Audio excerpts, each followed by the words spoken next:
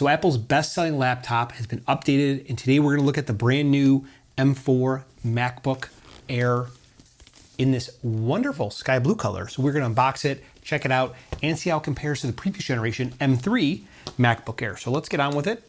Now this is the M4 with 24 gigs of memory and 512 gigs of storage. This should cost $17.99. I honestly think that I might exchange it for the 13-inch version just for more portability, but we will see. Now there are a few minor changes from the previous generation to this generation, which we'll go over here. Wow, that is super blue. I don't know, like this looks really, really blue, just even through the paper. Oh my God, this is beautiful. This is so beautiful. Oh, wow. It is gorgeous. So this is the 2-prong 70-watt adapter. And then we got the matching sky blue cable. Very nice. Oh my gosh, I am such a huge fan of this. Now here is it against Starlight. So Starlight Heat M3, Sky Blue M4. So this is still Apple's thinnest, lightest design. And you know, even though you don't have the 4 Thunderbolt ports that you have on the MacBook Pro, you don't have the HDMI port, this is still probably enough for most people where you have 2 Thunderbolt 4 ports, you have the MagSafe 3 port or charger, and then you have the 3.5mm jack. So this is probably still best for most people. Let me know what you think. Is the 13-inch or the 15-inch your go-to size? I like the 15-inch, but I'm probably leaning hard towards the 13-inch. This is really, really good. All right, now I'm setting up the computer and there's a day 1 update out of the box. So right now it's downloading that. And while it is downloading that, let's talk about pricing. So the 13-inch MacBook Air starts at $999. You're gonna get 10-core CPU, 8-core GPU, 256 gigs of of storage, and then 16 gigs of unified memory, which is the entry-level configuration for Apple Intelligence this year with the M4. Now, if you want to upgrade that, you can get 256 gigs of internal storage to 512, and that's going to take you from $999 to $1199 in the 13-inch. And I think it's $1399 in the 15-inch. But for most people, I think the 13-inch is probably going to be the default configuration that they're going to go to. If you really wanted to, I think, spec this out and keep it for, 3, 4, 5 years, I would go with the 10-core CPU, 10-core GPU, 24 gigs of unified memory, and then 512 gigs or maybe even 1 terabyte worth of storage. From a size perspective, this is just so super, super thin.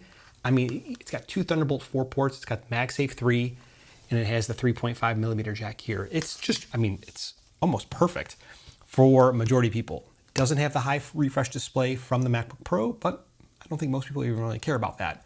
It does have a new 12 megapixel FaceTime camera, which is supposed to give you better resolution. It also has that feature where it can track you within the frame.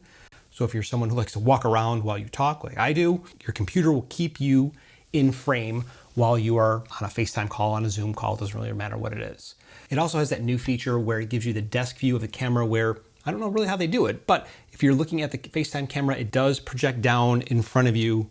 Kind of a neat feature depending on what you're doing. If you're presenting. Are you recording? I am, yeah. Oh, sorry. It's okay. What's up, buddy? Want to say hi? Hold on, you gotta say hi. Come Hello. on. Miles, what do you think of this color?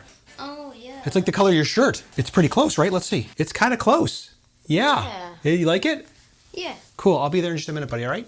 You need water. No, I got some. Thank you. Thank you. So who should consider upgrading to this device?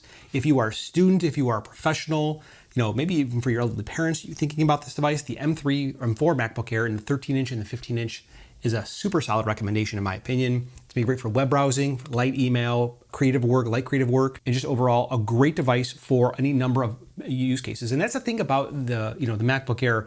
It is an all-around good performer, a great performer even, for most people, that which makes it Apple's best-selling laptop. Now, it doesn't have the nano texture display, so if I have light, see it's just kind of shining on here. Well, if you have a nano texture display, that's not going to happen. You're going to get a nice softness. It's all going to wash out the reflections. So if you're a professional working in a professional environment, you definitely want to consider that because it's very distracting when you have that light. So consider getting a nano texture because I have it now on my MacBook Pro and I would probably get it on the next studio display once it comes out. But in terms of real world usage, the M3 versus the M4, there's not a tremendous amount of difference, but you'll probably see more difference coming from M1, M2 MacBook Air And if you want to get one of these cool Apple retro stickers for your MacBook Air, MacBook Pro, Mac Mini, doesn't really matter, link down in the description below where you can get them. Now, this is going to be great for people who are upgrading from an M1, M2 MacBook Air, maybe even an older MacBook Air, Intel MacBook Air. Even coming from Windows, this would be a great upgrade. Now I'll have another video coming on a long-term review after using it for a few weeks, so make sure that you are subscribed. My name is Mike, and guys, I will talk to you in the next one. I'm out of here.